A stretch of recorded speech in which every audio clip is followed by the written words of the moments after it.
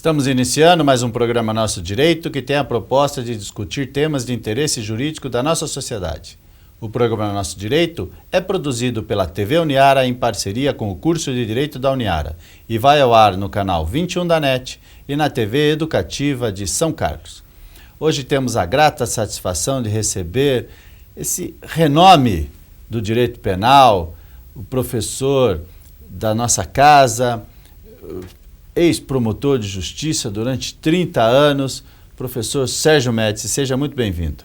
Muito obrigado, estou à disposição, muito feliz de voltar a esse programa e espero contribuir com alguma ideia para o debate jurídico.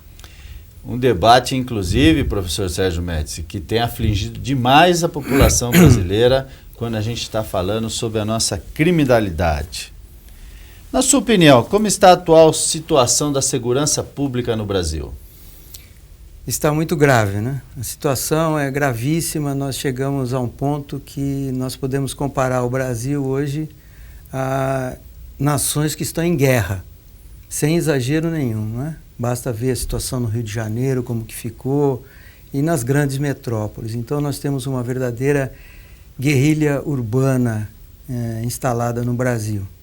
Me preocupa porque é um crescendo, né? Desde o término da ditadura militar, houve um acréscimo muito grande da criminalidade, da violência no país. As notícias são alarmantes e não vejo assim uma grande preocupação por parte dos governantes.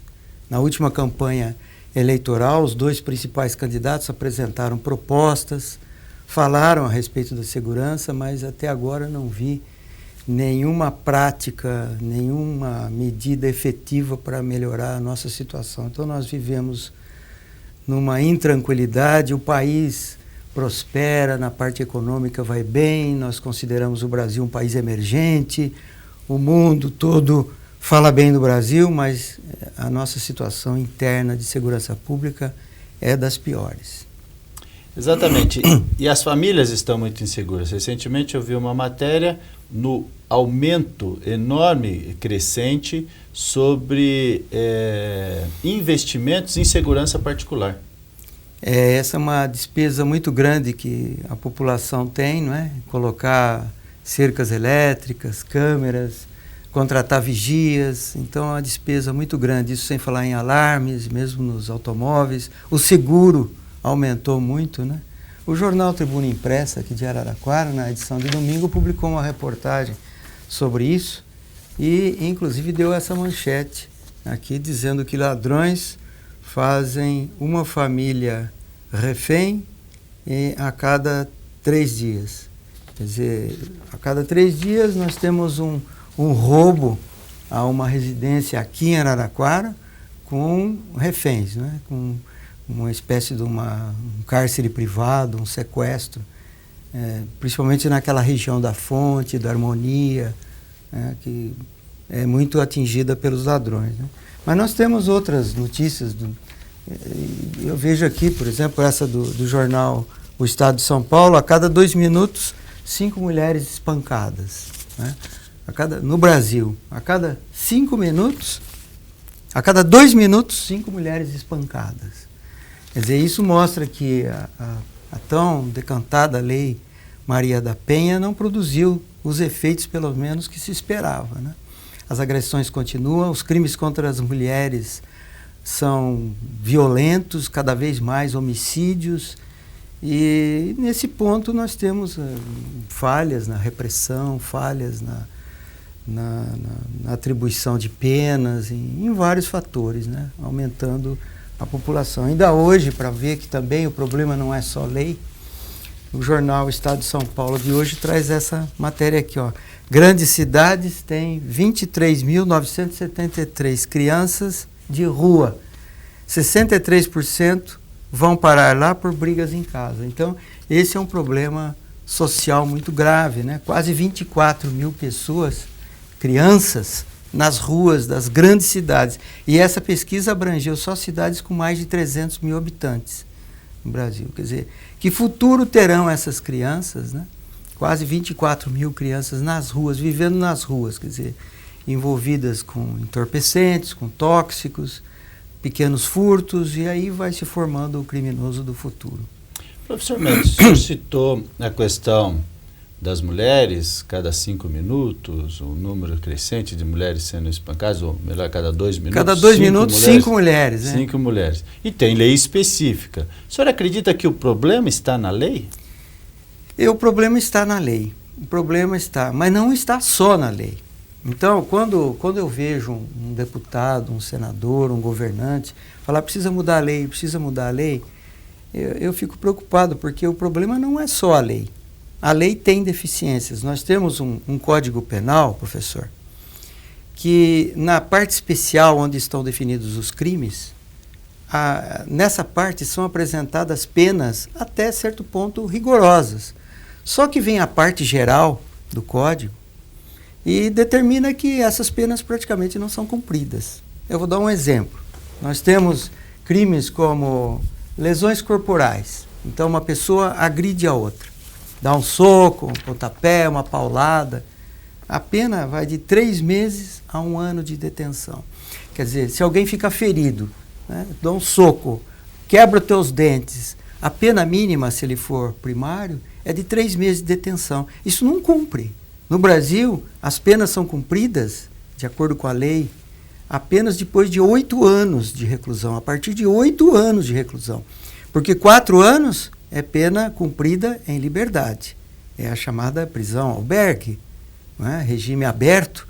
Até 8 anos, de 4 a 8 anos, regime semiaberto.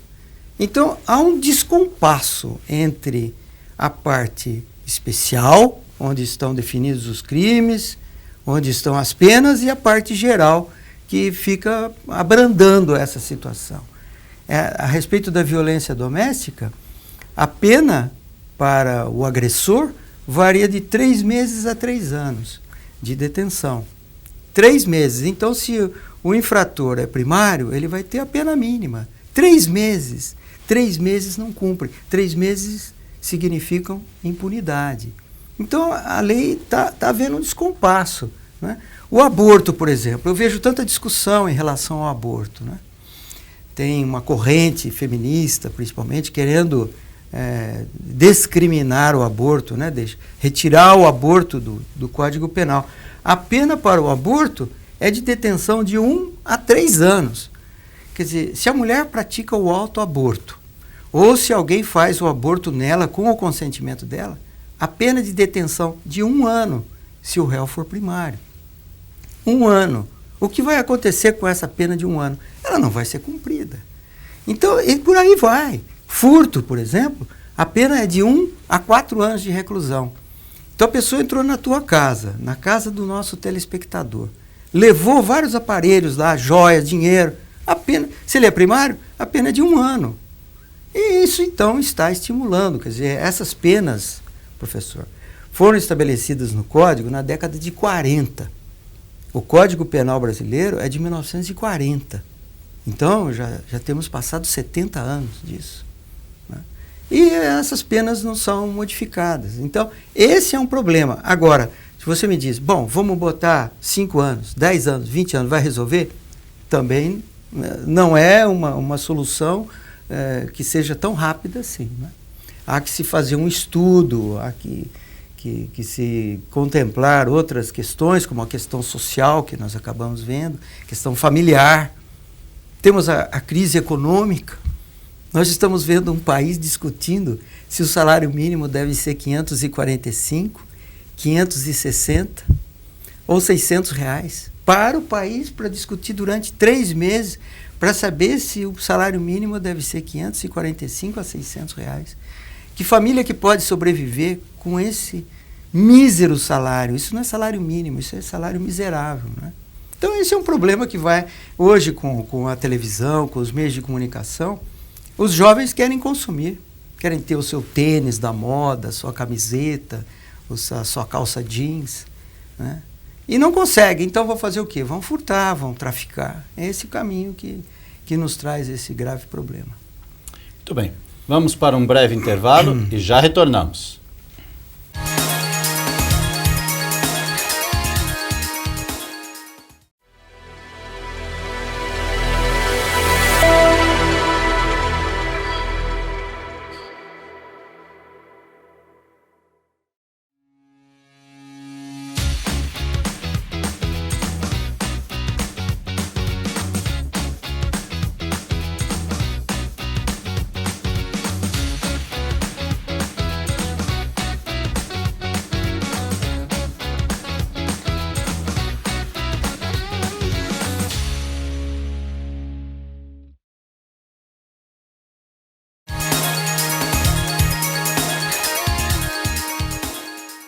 Estamos retornando com o programa Nosso Direito e hoje a grata satisfação de receber aqui esse mestre do direito penal, o professor Sérgio Médici.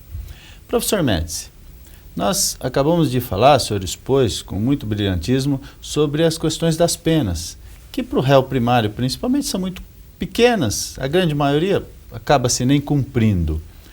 Digamos então que houvesse um estudo, evidentemente, um trabalho, e essas penas fossem aumentadas e elas passassem a cumprir. Como é que vai ficar o sistema carcerário? Esse é o outro lado da moeda, né? Nós temos, segundo o levantamento do Conselho Nacional de Justiça, cerca de 500 mil presos no Brasil. 500 mil presos, 500 mil. O Brasil só prende menos do que os Estados Unidos e a China. Só esses dois países têm mais presos, que eles passam de 1 milhão, do que o Brasil. São 500 mil presos. Então, se nós aumentarmos as penas, vai acontecer isso, de ter um caos aumentado, porque o nosso sistema prisional já é caótico, né? O número de presos por cela ultrapassa em muito as recomendações da Organização das Nações Unidas. E então nós temos esse dilema, nós temos 500 mil presos, só no estado de São Paulo quase 200 mil, e temos mais 500 mil mandados de prisão para serem cumpridos. Quer dizer, temos 500 mil presos e mais 500 mil aguardando o cumprimento da ordem de prisão. São pessoas que já foram condenadas ou que têm a condenação, tem a prisão preventiva decretada. Então, se prendesse todos, não ia. Realmente é um problema que foi se agravando e a sociedade não exigiu, os políticos não tomaram nenhuma posição. Então, eu concordo que aí é o outro lado da moeda. É grave isso, saber como que nós vamos resolver, né? O ex-secretário de Administração Penitenciária do Estado de São Paulo esteve em Araraquara, o tempo que eu era vice-prefeito aqui, e ele disse que havia um déficit de entrada e saída de presos no Estado de São Paulo de 1.000. Ou seja, se entravam 2.000 presos, saíam 1.000 presos. Então eu precisava construir uma penitenciária por mês no Estado de São Paulo. E isso já faz uns 4, 5 anos que ele esteve aqui e falou isso. Então, é um problema também. O Estado tem investido, nós temos um número grande, um número sendo aumentado de prisões, mas ainda é insuficiente. Para resolver esse tipo de problema, não há uma proposta a curto prazo. Nós não temos. Se você falar, se você estivesse lá no governo, tivesse o poder, qual seria a solução a curto prazo? Não tem, né? Mesmo porque o direito penal não é a solução única para os problemas de segurança pública. Nós temos problemas econômicos, acabamos de falar do salário mínimo. Quanta gente não recebe nem o salário mínimo? Nós temos problemas sociais, desagregação de famílias, crianças nas ruas, abandonadas. E o direito penal é um elemento do combate desse todo, né? Mas, evidentemente, a minha área é o direito penal. O direito penal não está sozinho no mundo. Ele faz parte, né, de um sistema todo que deve ser complementado. Então, eu tenho algumas propostas. Posso avançar? Evidentemente. Até porque, só lembrando, um filósofo, salvo engano, foi Pitágoras, mas teve um filósofo que devia educar as crianças e não será preciso punir os homens. Não será necessário construir prisões, é isso mesmo. Então, eu escrevi um livro, foi até a minha tese de doutorado na Universidade de São Paulo, Teoria dos Tipos Penais. Isso aqui, para o leigo, para quem não conhece direito penal, nós chamamos de tipos penais aquela definição de crime feita na lei. Para não confundir entre crime e o texto da lei. Crime é um fato humano. Na lei, então, nós damos o nome de tipos penais. Então, eu faço esse estudo aqui e faço propostas. A proposta para que haja uma certa harmonia do sistema. Eu digo que nós não temos política criminal no Brasil. Nós temos medidas isoladas. Vivemos apagando incêndio. Isso, sem uma política criminal definida. Né?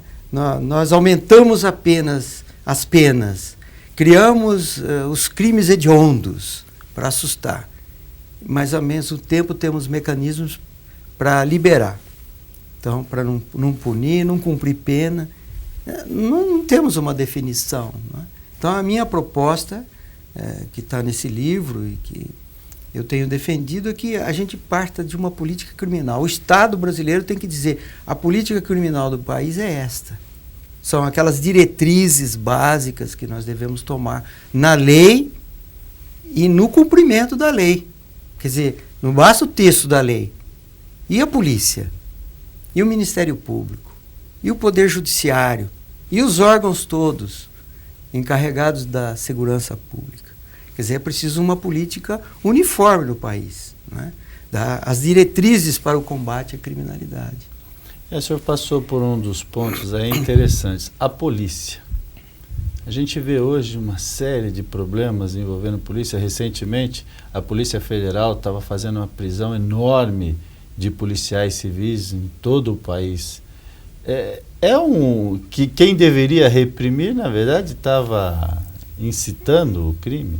Essa é uma das propostas que eu tenho também, é de que todo crime praticado por agente público deveria ter sua pena em dobro, porque a sociedade paga o policial, paga o juiz, paga o promotor, né? E esses, se tornando criminosos, além da facilidade que eles têm, eles estão descumprindo esse mandato que recebem da população. E aí vem uma outra questão interessante, que é cumprir a pena, de certa forma, é mais fácil. Agora, por que não, para quem lesou o erário ou quem lesou a sociedade, por que não retirar dele o seu patrimônio? Já não diria, o senhor me lembrou, Delfim Neto, né? A parte mais sensível do corpo humano é o bolso. É o bolso, é isso aí mesmo. Essa é uma forma. Agora, no Brasil, professor, a pena de multa, que nós chamamos a sanção pecuniária, ela não tem sido aplicada de forma correta. Por quê? Porque a maioria da população é pobre. Então, não tem como pagar a multa. E a população de classe média alta, os ricos, não sentem essa punição. É um prêmio, né? Então, nós teríamos que atingir não um valor, R$1.000, R$5.000, R$500.000. Teríamos que atingir o patrimônio. Se houve um enriquecimento ilícito, teria que haver a restituição. O senhor pode me dizer, está na lei isso, mas não é cumprido, né? Então, nós acompanhamos dia a dia no noticiário pessoas que lesaram os cofres públicos, os ladrões dos cofres públicos, sendo processados, julgados, alguns punidos, mas que continuam ricos, dando risada, sorrindo, não é? Então, a minha proposta nesse caso é de aumentar a pena no patrimônio do criminoso, para que haja não só o ressarcimento para os cofres públicos, mas também para que haja uma punição efetiva. Para a sociedade, é muito melhor que aquele que comete um peculato, o ladrão dos cofres públicos, né, devolva o dinheiro, pague por isso, do que ele vai para a prisão. A prisão acaba sendo até um prêmio para ele, né, porque depois ele cumpre a pena, sai e vai usufruir daquilo tudo que ele auferiu. Continua com tudo que ele retirou dos cofres públicos e vai continuar a viver uma vida boa. Teve lá um pequeno período que teve que cumprir, que acaba sendo pequeno, esse é um outro grande problema, né, professor Messi? Sim, nós temos que observar só a grandeza do patrimônio dele, né, e estabelecer. De certa forma, há alguns mecanismos, né, para atingir esse objetivo, que não têm sido aplicados no Brasil. Nós temos mecanismos legais. Agora, falta aquilo que eu falei, a política criminal. A política criminal tinha que ser definida na Constituição. A Constituição de 1988 não fez isso. Se você pega a Constituição, ela fala nos crimes hediondos e nos crimes de menor potencial ofensivo. E só. Não fala como que deve ser, qual é o objetivo do país. Lá nos primeiros artigos da Constituição fala que todo povo, toda a população, todos os brasileiros natos, residentes do país, têm direito à segurança, têm direito à saúde, têm direito ao bem-estar. Mas é uma declaração de direitos só, princípios. Não é isso. Eu queria na Constituição medidas objetivas de política criminal. Como que deve ser a política criminal do país? Quais são as diretrizes? Quais são os rumos? É realmente para prender? Não é para prender? É para combater com outros meios? Enfim. Como é que seria isso? Deputados, senadores reunidos em Brasília, lá no ar-condicionado, resolvendo esse tipo de problema? Não. Eu acho que teria que haver uma consulta à população. Nós deveríamos deixar isso em aberto. O país é muito grande, tem 200 milhões de habitantes. Mas se você tirar crianças, pessoas que não se interessam, o contingente vai ser menor. Nós poderíamos abrir as universidades para isso, para esse tipo de debate, não é? E estaremos apresentando sugestões. Dá para fazer isso, né?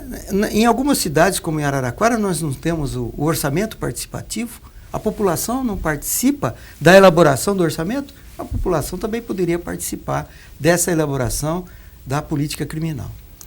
Muito bem, infelizmente o nosso tempo é curto, mas eu tenho certeza que o telespectador vai nos cobrar pelos nossos telefones, pelo nosso e-mail, uma nova presença do professor Médici, que será em breve, e podemos abrir uma nova entrevista falando sobre um projeto, uma ideia dessa. Achei muito interessante, principalmente a questão das universidades, onde tem pessoas estudando esse tipo de problema. Professor Médici, gostaria de agradecer as suas rápidas considerações finais. Eu agradeço mais uma vez o convite, né, do professor Passos, de estar aqui, e peço desculpas por ter me empolgado muito né, na defesa das ideias, e continuamos aí com as nossas propostas em sala de aula. Nós temos um centro de estudos e pesquisas aqui na Uniara, aberto para esse tipo de discussão. Aqueles que se interessarem é só procurar pelo curso de Direito da Uniara. Muito obrigado. Nós é que agradecemos, estamos terminando mais um programa Nosso Direito, mas nos vemos a semana que vem.